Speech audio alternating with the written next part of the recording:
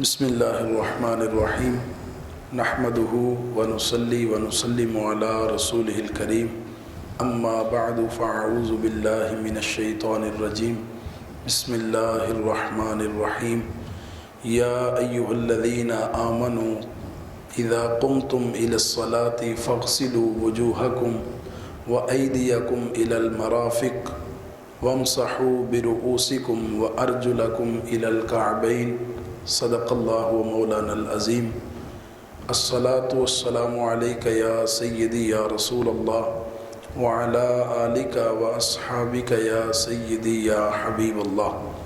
معزز سامعین گرامی قدر، فہم دین کورس میں آج ہماری گفتگو کا عنوان وضو کا بیان ہے۔ طہارت اور پاکیزگی میں وضو جو ہے وہ کلیدی حیثیت رکھتا ہے۔ وضو کے اندر 4 فرائض ہیں کہ جن کے بغیر وضو جو ہے وہ مکمل نہیں ہو سکتا۔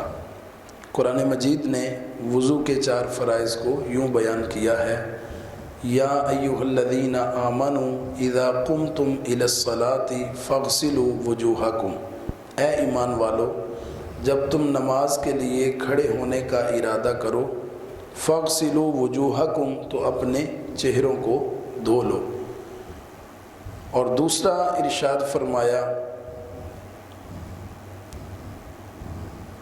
وَأَيْدِيَكُمْ إِلَى الْمَرَافِقِ، اپنے دونوں بازوؤں کو کوہنیوں سمیت دھو لو۔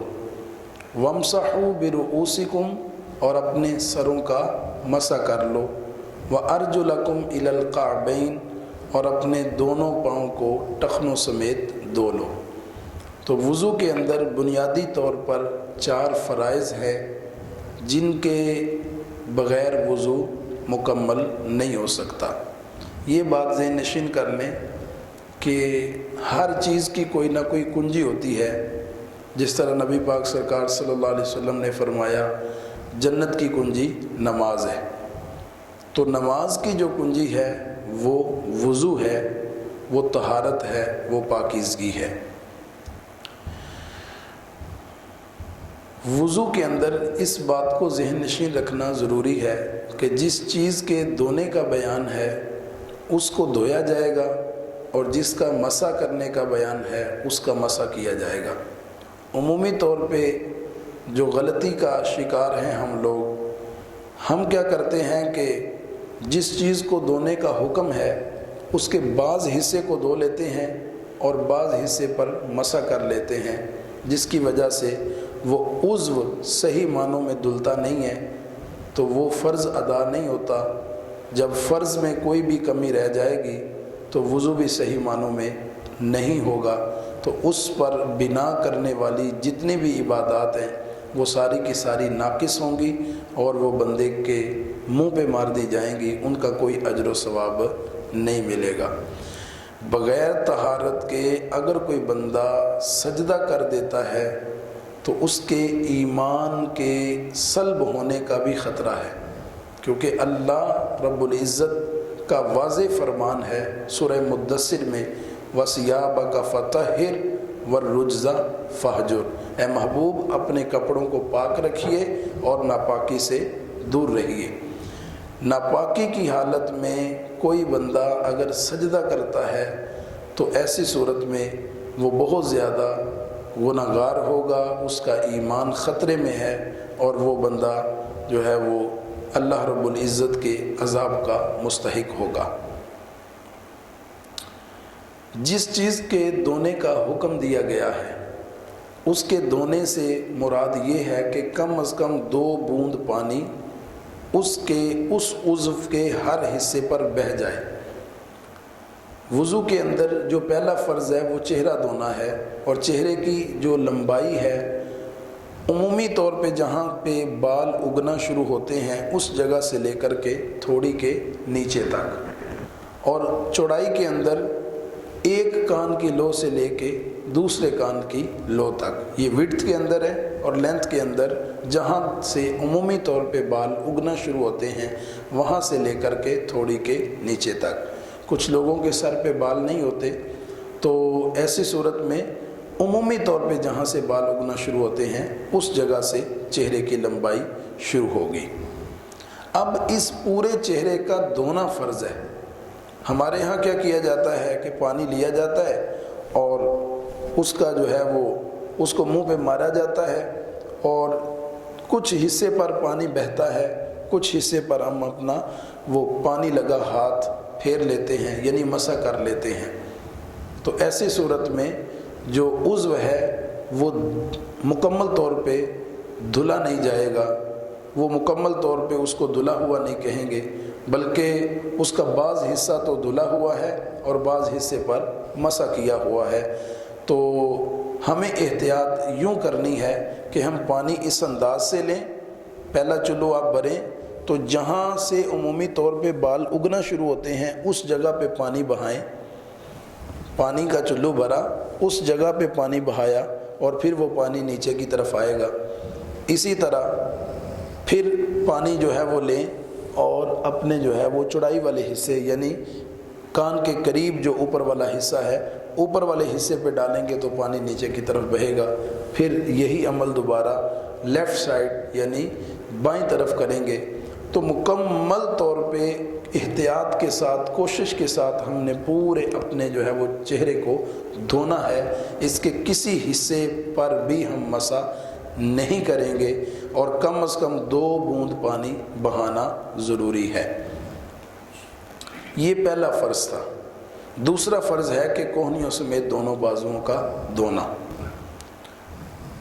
اکثر اوقات یہ جو کوہنی کا یہ والا حصہ ہے ابھرا ہوا، اس کے دونوں طرف جگہ جو ہے وہ سوکھی رہ جاتی ہے، اہتمام اور احتیاط نہ کرنے کی وجہ سے پانی اس تک نہیں پہنچتا۔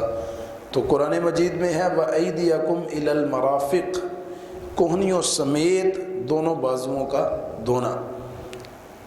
احتیاط اس میں یہ ہے کہ آپ تھوڑا اوپر تک یہ جو ڈولا ہے اس کے درمیان تک آپ جو ہے وہ اپنے بازو کو دھو لیں اور پھر پانی کے ذریعے سے اوپر جو ہے وہ ہاتھ بھی پھیر لیں تاکہ کوئی جگہ ایسی نہ رہ جائے کہ جہاں تک پانی نہ پہنچے۔ تو ایسی صورت میں پھر جو ہے وہ مکمل طور پہ بازو دھل جائے گا۔ اگر بازو کو دھوتے ہوئے بعض حصے پر پانی ڈال دیا اور بعض حصے پہ مسح کر دیا تو یہ مکمل طور پہ جو ہے وہ نہیں دھلے گا اور یہ فرض ادا نہیں ہوگا تو وضو بھی کامل نہیں ہوگا، اور جس بندے کا وضو کامل نہیں ہے اس کی عبادت بھی ناقص ہے، اس کی عبادت بھی معتبر نہیں ہے اور اس کا اجر و ثواب نہیں ملے گا۔ یہ تو تھا دوسرا فرض جو نماز کے اندر ہے، یہ وضو کے اندر ہے۔ اب تیسرا فرض سر کا مسح کرنا، سر کے چوتھے حصے کا مسح کرنا یہ فرض ہے، اور جو سنت طریقہ ہے وہ مسح کا یہ ہے کہ پانی کو چلو میں لے اور وہ پانی جو ہے وہ دوسرے ہاتھ میں ڈال دے۔ اب یہ والا پانی دوسرے ہاتھ میں اگر آپ ڈالیں گے تو یہ دونوں ہاتھ پانی سے تر ہو جائیں گے۔ اب ان 3 انگلیوں کو آپ اس انداز سے ملا لیں، شہادت والی انگلی اور انگوٹھے کو الگ کر لیں اور 3 انگلیوں کو یوں ملا لیں۔ جب 3 انگلیوں کو ملایا تو ان کو جہاں سے سر کے بال شروع ہوتے ہیں وہاں سے لے کر کے گدی تک لے جائیں۔ اب واپس جب آئیں گے تو یہ ہتھیلی جگہ جو ہے وہ یہ باقی، اس پہ پانی جو لگا ہوا تھا وہ بھی باقی ہے، تو اس کو یوں واپس لے کر کے آئیں تو یہ والے بال بھی جو ہے ان پر مسح ہو جائے گا۔ پھر یہ جو شہادت والی انگلیاں ہیں ان کو کانوں کے اندر ڈالیں گے اور کانوں کا مسح کر لیں گے۔ پھر یہ جو انگوٹھے ہیں ان سے کانوں کی پچھلے والے حصے کا مسح کر لیں گے۔ اب کون سا حصہ رہ گیا؟ یہ جو ہمارے ہاتھوں کا باہر والا حصہ ہے، اس سے ہم جو ہے وہ گردن کا مسح کر لیں گے، گلے کی طرف لے کر کے نہیں آنا، گلے کا مسح کرنا جو ہے یہ مکروہ ہے، گردن کا مسح کر لیں گے۔ کچھ احباب کو دیکھا گیا ہے کہ وہ مسح کرتے ہوئے ایسے چوم کے آگے کی طرف لے کے جاتے ہیں، پانی سے اپنے ہاتھوں کو تر کرتے ہیں، پھر چومتے ہیں، جب چومتے ہیں تو یہ حصہ ان کا جو ہے وہ اب مستعمل ہو جاتا ہے، تو ایسی صورت میں پھر جب وہ اوپر لے کر کے جاتے ہیں تو مکمل طور پہ مسح ان کو حاصل نہیں ہوتا۔ تو یہ خلاف سنت ہے، سنت کے مطابق یہ طریقہ نہیں ہے، سنت کے مطابق وہ طریقہ تھا جو میں نے آپ کے سامنے بیان کر دیا ہے۔ کچھ لوگ جب بازو وغیرہ دھو رہے ہوتے ہیں تو ایسے چلو بھر بھر کے پانی آگے کی طرف ڈال رہے ہوتے ہیں، یہ کوئی سنت طریقہ نہیں ہے، یہ صرف پانی پہنچانے کا ایک وے ہے، ایک طریقہ ہے، تو یہ سنت نہیں ہے۔ سنت یہ ہے کہ کم از کم 2 بوند پانی بہا دیا جائے، وہ جیسے کیسے آپ بہائیں، چاہے اپنے بازو کو ہلا لیں پانی کے نل کے نیچے تاکہ 2 بوند پانی جو ہے وہ مکمل عضو پر بہہ جائے۔ مسح کا طریقہ جو سنت تھا وہ میں نے آپ کے سامنے بیان کر دیا۔ اب چوتھا فرض ہے دونوں پاؤں کو ٹخنوں سمیت دھونا۔ اب پاؤں دھونے میں بھی احتیاط کی جائے، تھوڑا سا اوپر جو ہے وہ عضو دھو لیا جائے تاکہ مکمل طور پہ جو طہارت ہے، مکمل طور پہ جو پانی کا بہاؤ ہے وہ پورے پاؤں کو گھیر لے اور پاؤں کے ہر حصے میں 2 بوند پانی کم از کم بہہ جائے۔ اگر کوئی ایک بال برابر بھی حصہ سوکھا رہ گیا ہماری بے احتیاطی کی وجہ سے یا توجہ نہ کرنے کی وجہ سے، تو ایسی صورت میں وہ عضو وہ مکمل طور پہ دھلا ہوا نہیں سمجھا جائے گا اور اس پر جو عبادت ہم جو ہے وہ کریں گے وہ عبادت بھی ناقص ہوگی۔ وضو کے اندر جو سنتیں ہیں، جو نبی پاک سرکار صلی اللہ علیہ وسلم وضو جس طرح انداز سے کیا کرتے تھے وہ سنتیں میں آپ کے سامنے بیان کرتا ہوں، توجہ سے سماعت کیجیے گا۔ پہلی سنت یہ ہے کہ وضو پر ثواب پانے کی نیت سے اللہ تعالیٰ کے حکم کو بجا لانے کے لیے نیت سے وضو کرنا، یہ پہلی سنت ہے۔ دوسری سنت یہ ہے کہ بسم اللہ الرحمن الرحیم شریف پڑھنا، یہ وضو کی دوسری سنت ہے۔ تیسری سنت یہ ہے کہ ابتدا میں دونوں ہاتھوں کو یہ گھٹوں تک دھونا، یہ تیسری سنت ہے۔ چوتھی سنت یہ ہے کہ مسواک کرنا، مسواک اس انداز سے کی جائے کہ اوپر والے حصے، نیچے والے حصے اور دونوں طرف کے دانتوں، یعنی مکمل طور پہ دانتوں میں طہارت اور صفائی اور پاکی نصیب ہو جائے۔ نبی علیہ الصلوۃ والسلام نے ارشاد فرمایا، میری امت پر اگر یہ بات گراں نہ ہوتی اور مجھے اپنی امت کے مشقت میں پڑنے کا ڈر نہ ہوتا تو میں ہر نماز کے ساتھ مسواک کو لازمی قرار دے دیتا، لیکن بدقسمتی کے ساتھ ہم جب مسجد میں آتے ہیں ہمارے منہ سے بدبو آ رہی ہوتی ہے، طرح طرح کے کھانے کھا کے، پیاز کھا کے، لہسن کھا کے مسجد میں آتے ہیں اور ہمارے منہ سے بدبو آ رہی ہوتی ہے، تو اللہ کے جو مقرب فرشتے ہیں وہ بھی بدبو کو جو ہے وہ سونگھ کے دور ہٹ جاتے ہیں اور ان کو بھی جو ہے وہ بہت زیادہ تکلیف ہوتی ہے، اور اللہ رب العزت بھی اس بات کو پسند نہیں کرتا کہ بندے کے منہ سے بدبو آ رہی ہو، اس کے جسم کی طہارت اور صفائی اور پاکیزگی نہ ہو۔ اللہ جمیل ویحب الجمال، اللہ تعالیٰ خوبصورت ہے اور خوبصورت چیزوں کو پسند کرتا ہے، لہٰذا ہم جب مسجد میں آئیں تو اہتمام کے ساتھ آنا چاہیے۔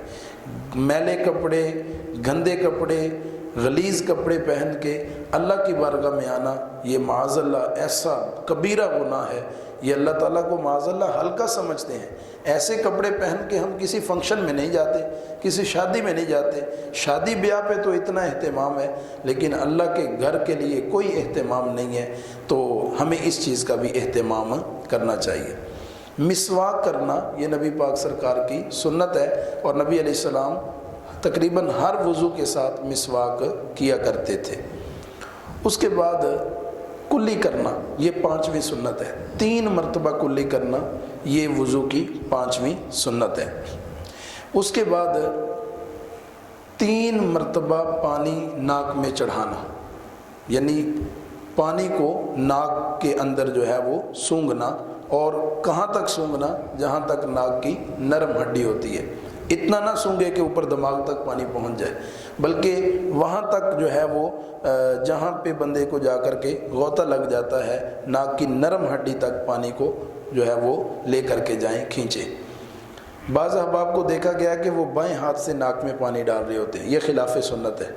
سنت یہ ہے کہ دائیں ہاتھ سے ناک میں پانی چڑھایا جائے اور بائیں ہاتھ سے اس کو صاف کیا جائے۔ بائیں ہاتھ کی جو آخری انگلی ہے اس کے ذریعے سے صحیح طریقے سے دونوں نوسٹرلز، دونوں ناک کے اندر جو ہے وہ دونوں سوراخوں میں اچھے انداز سے انگلی کے ذریعے سے صفائی کر لی جائے، اور کوئی رینٹ وغیرہ ہے تو اس رینٹ کو بھی صاف کر لیا جائے۔ اگلی سنت یہ ہے کہ یہ جو ہم کلی کر رہے ہیں یا ناک میں پانی چڑھا رہے ہیں، اس میں مبالغہ کریں، یعنی کلی بھی اچھے انداز سے کریں اور ناک میں پانی بھی اچھے انداز سے چڑھائیں، تاکہ ناک کی بھی صفائی ہو جائے اور منہ کی بھی صفائی مکمل طور پہ حاصل ہو جائے۔ 7ویں سنت یہ ہے کہ اگر کسی بندے کی داڑھی ہے تو وہ اپنی داڑھی کا خلال کرے۔ داڑھی کا خلال کرنا بھی سنت ہے، یعنی پانی جب بہائے تو پانی بہانے کے بعد داڑھی کا خلال بھی کر لے، تاکہ نبی پاک سرکار کی سنت پر عمل ہو جائے۔ 8ویں سنت یہ ہے کہ ہاتھ اور پاؤں کی انگلیوں کا بھی خلال کرے۔ نبی علیہ الصلوۃ والسلام ان کا بھی خلال کیا کرتے تھے۔ اس کے بعد 9ویں جو سنت ہے وہ یہ ہے، جو اعضاء دھونے ہیں ان کو 3 مرتبہ دھوئے، یعنی چہرہ اگر دھونا ہے تو 3 مرتبہ، اگر کلی کرنی ہے تو 3 مرتبہ، اسی طرح جو بازو دھونے ہیں تو وہ بھی 3 مرتبہ، پاؤں دھونے ہیں تو وہ بھی 3 مرتبہ۔ تو جن اعضاء کو دھونا ہے ان کو 3 مرتبہ دھوئے۔ 10ویں سنت یہ ہے کہ پورے سر کا مسح کیا جائے۔ ویسے چوتھے حصے کا مسح کرنا یہ فرض ہے، لیکن سنت یہ ہے کہ پورے سر کا مسح کیا جائے۔ 11ویں سنت یہ ہے کہ کانوں کا بھی مسح کیا جائے۔ 12ویں سنت یہ ہے کہ ترتیب ملحوظ رکھی جائے۔ جو قرآن میں ترتیب بیان ہو گئی ہے، سب سے پہلے چہرے کو دھونا، پھر بازوؤں کو دھونا، پھر پاؤں کو دھونا، اور درمیان میں مسح کرنا۔ اگر کوئی بندہ جو ہے وہ اپنے بازوؤں کو پہلے دھو لیتا ہے اور پھر پاؤں کو بعد میں دھوتا ہے، پھر چہرے کو دھوتا ہے، تو یہ ترتیب جو ہے یہ خلاف قرآن ہوگی، خلاف سنت ہوگی۔ قرآن میں جو ترتیب بیان ہو گئی ہے اسی کے مطابق ہمیں وضو کرنا پڑے گا۔ اگر اس سے ہٹ کے کریں گے تو سخت گناہگار ہوں گے۔ آگے 13ویں جو سنت ہے وہ یہ ہے کہ پے در پہ وضو کرنا۔ ایسا نہیں ہے کہ بندہ منہ دھونے کے بعد کسی اور کام میں مشغول ہو جائے اور پھر جو ہے وہ تھوڑے دیر گزرنے کے بعد اپنے بازو دھو لے، پھر کسی اور کام میں مشغول ہو جائے اور پھر اس کے بعد جو ہے وہ سر کا مسح کر لے۔ ایک عضو خشک نہ ہونے پائے کہ دوسرا عضو بندہ دھو لے۔ اگر ایسا ہوا کہ دوسرا عضو دھونے سے پہلے وضو نہیں ہوگا، وضو کے اندر پے در پہ وضو کرنا یہ سنت ہے، اور اس چیز کو ملحوظ رکھنا چاہیے۔ وضو کے کچھ مستحبات ہیں، یہ سنتیں تھیں جو 13 میں نے آپ کے سامنے بیان کی ہیں۔ اب وضو کے کچھ مستحبات میں آپ کے سامنے بیان کرتا ہوں۔ وضو کرتے وقت اس بات کا خیال رکھنا چاہیے کہ وضو اونچی جگہ پر بیٹھ کر کرنا چاہیے۔ دوسرا یہ ہے کہ وضو قبلہ رو بیٹھ کر کے کریں تو یہ زیادہ مستحب ہے۔ وضو کرنے میں بغیر ضرورت کے کسی دوسرے بندے کی مدد نہ لی جائے، یہ مستحب ہے۔ تیسرا مستحب یہ ہے کہ وضو کے اندر دنیاوی گفتگو اور غیر ضروری باتوں سے اجتناب کیا جائے۔ چوتھا مستحب یہ ہے وضو کا کہ پانی بہاتے وقت اعضاء پر ہاتھ پھیرے، خاص کر کے سردیوں کے اندر تو ضرور ہاتھ پھیرے۔ لیکن یہ بات میں نے پہلے بھی بیان کر دی ہے کہ جس کا دھونا فرض ہے اس کو دھویا جائے گا، اس پر صرف ہاتھ پھیرنے سے، کچھ حصے کو دھو کے کچھ حصے پہ ہاتھ پھیر دینے سے بات نہیں بنے گی، وہ عضو دھلا ہوا نہیں سمجھا جائے گا۔ 5ویں بات یہ ہے کہ جو نیت کرتا ہے وہ دل سے نیت کرے، اور دل کے ساتھ ساتھ نیت زبان سے بھی کر لے تو یہ مستحب ہے۔ چھٹا جو مستحب ہے وہ یہ ہے کہ وضو کے بارے میں جو دعائیں وارد ہوئی ہیں ان دعاؤں کو بھی ساتھ ساتھ پڑھے، یعنی کلمہ شہادت پڑھے، کلمہ جو ہے وہ تمجید پڑھے۔ جب وضو مکمل ہو جائے تو آسمان کی طرف نگاہ کر کے دوسرا کلمہ پڑھے، کلمہ شہادت، اشہد ان لا الہ الا اللہ وحدہ لا شریک لہ واشہد ان محمدً عبدہ ورسولہ۔ حضرت عبداللہ ابن عمر رضی اللہ تعالیٰ عنہ فرماتے ہیں کہ جو بندہ وضو کرنے کے بعد آسمان کی طرف سر اٹھا کے کلمہ شہادت پڑھتا ہے، اللہ رب العزت اس بندے کے لیے جنت کے 8 دروازے کھول دیتا ہے۔ جنت کے 8 دروازے ہیں، اللہ تعالیٰ اس بندے کے لیے جنت کے 8 دروازوں کو کھول دیتا ہے۔ وضو کا جو 8واں مستحب ہے وہ یہ ہے کہ کانوں کا مسح کرتے وقت بھیگی جو انگلیاں ہیں ان کو کانوں کے سوراخوں میں داخل کرے، یعنی یہ جو چھوٹی انگلیاں ہیں ان کو کانوں کے سوراخوں کے اندر داخل کر کے کانوں کے اندر والے حصے کی بھی صفائی کر لے۔ 9واں مستحب یہ ہے کہ اگر کوئی انگوٹھی وغیرہ پہنی ہوئی ہے تو اس کو بھی ہلا لے، اور ہلائے گا تو پانی جو ہے وہ اس جگہ پر پہنچ جائے گا۔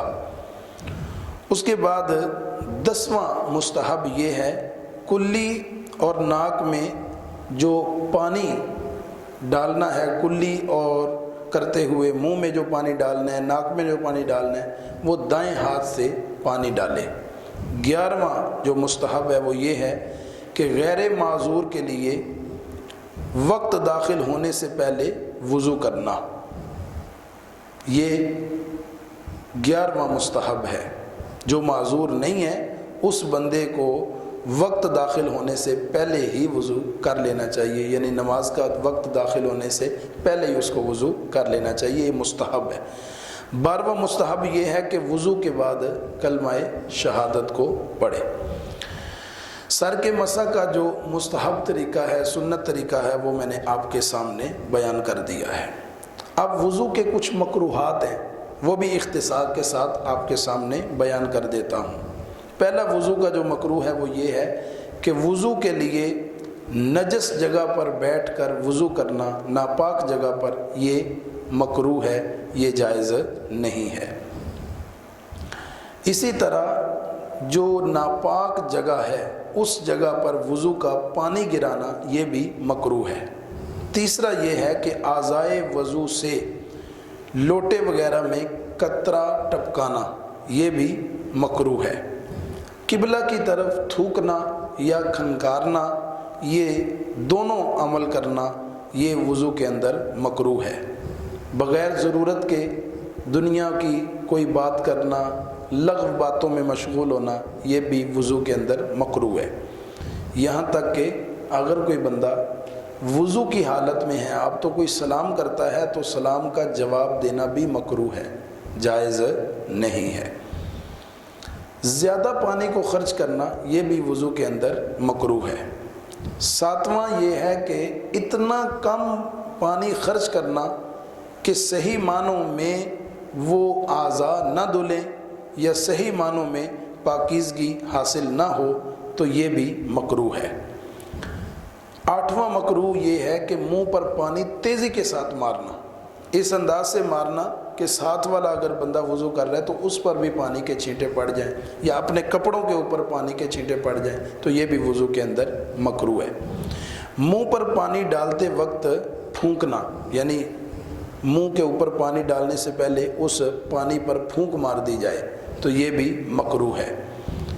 اسی طرح وضو کے اندر گلے کا مسح کرنا یہ بھی مکروہ ہے۔ بائیں ہاتھ سے کلی کرنا یا ناک میں پانی ڈالنا یہ بھی مکروہ ہے۔ 12واں جو مکروہ ہے وہ یہ ہے دائیں ہاتھ سے ناک صاف کرنا، حالانکہ بائیں ہاتھ سے ناک صاف کرنا یہ سنت ہے، اگر کوئی بندہ دائیں ہاتھ سے ناک کو صاف کرے گا تو یہ مکروہ ہے۔ تو یہ کچھ مکروہات تھے جو وضو کے میں نے آپ کے سامنے بیان کر دیے ہیں۔ بعض احباب کے ذہن میں یہ غلط فہمی ہوتی ہے، وہ شاید یہ سمجھتے ہیں کہ وضو کرنے کے بعد اگر بندے نے اپنے سطر کو کھول لیا یا اپنی شرمگاہ کو دیکھ لیا تو ایسی صورت میں اس کا وضو ٹوٹ جائے گا. یا کوئی لغو اور بیہودہ بات کہہ دی، کوئی گالی بک دی، تو ایسی صورت میں اس بندے کا وضو ٹوٹ جائے گا. یا کوئی چیز کھا لی تو وضو ٹوٹ جائے گا. فقہائے احناف کے نزدیک ان تمام چیزوں سے وضو نہیں ٹوٹتا. یہ کچھ وضو سے متعلق جو ہے وہ باتیں تھیں جو میں نے آپ کے سامنے بیان کی ہیں. یہ ذہن نشین رکھ لیں کہ جب تک وضو نہیں ہوگا بندہ پاک نہیں ہوگا، کوئی عبادت بھی نہیں کر سکتا اور قرآن مجید کو بھی نہیں چھو سکتا. ہاں البتہ زبانی پڑھنے کی اجازت ہے، لیکن لا یمسہ الا المطہرون، قرآن مجید کو چھونے کے لیے وضو کرنا ضروری ہوگا. وضو سے متعلق یہ کچھ اہم باتیں تھیں جو میں نے آپ کے سامنے اختصار کے ساتھ بیان کی ہیں. اس ساری گفتگو کے دوران سبقت لسانی کی وجہ سے یا کم علمی کی وجہ سے مجھ سے کوئی غلطی ہو گئی ہو، میں اعلانیہ توبہ کرتا ہوں، اللہ معاف فرمائے. وآخر دعوایا ان الحمد للہ رب العالمین.